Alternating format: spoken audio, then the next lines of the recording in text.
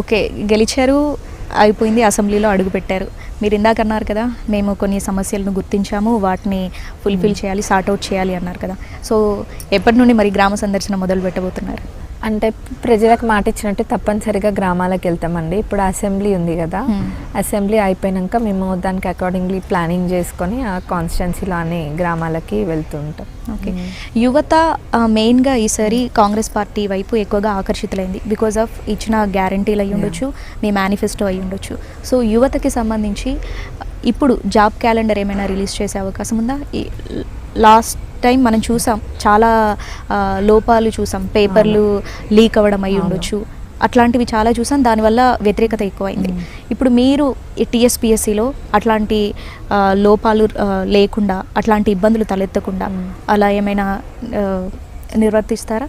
తప్పకుండా అండి, మేము జాబ్ క్యాలెండర్ దానిపైన కూడా మేము వర్క్ చేస్తాము తప్పకుండా. ఎందుకంటే దాని ద్వారా చాలామందికి హెల్ప్ అవుతుంది.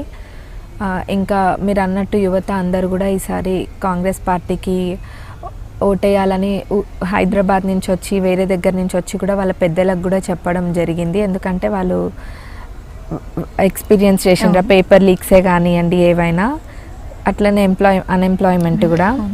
కాబట్టి అవన్నీ కూడా ఇప్పుడు కాంగ్రెస్ ప్రభుత్వంలో అవన్నీ జాబ్ క్యాలెండర్ తీసుకురావడమే కానివ్వండి, ఇంకా మా కాన్స్టిట్యున్సీ మటుకైతే నేను చెప్పగలుగుతున్నాం, మేము అక్కడ ఇండస్ట్రీస్ తీసుకొచ్చి ఎంప్లాయ్మెంట్ కూడా క్రియేట్ చేస్తాం, నిరుద్యోగ వృద్ధి చేస్తాం.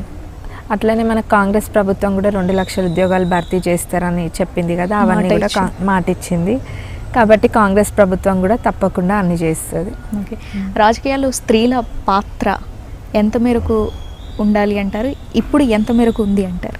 ఇప్పుడు కూడా చాలామంది ముందుకు వస్తున్నారండి, కానీ ఇదే కాదు, ఇంకా కూడా స్త్రీలు ముందుకు రావాలి.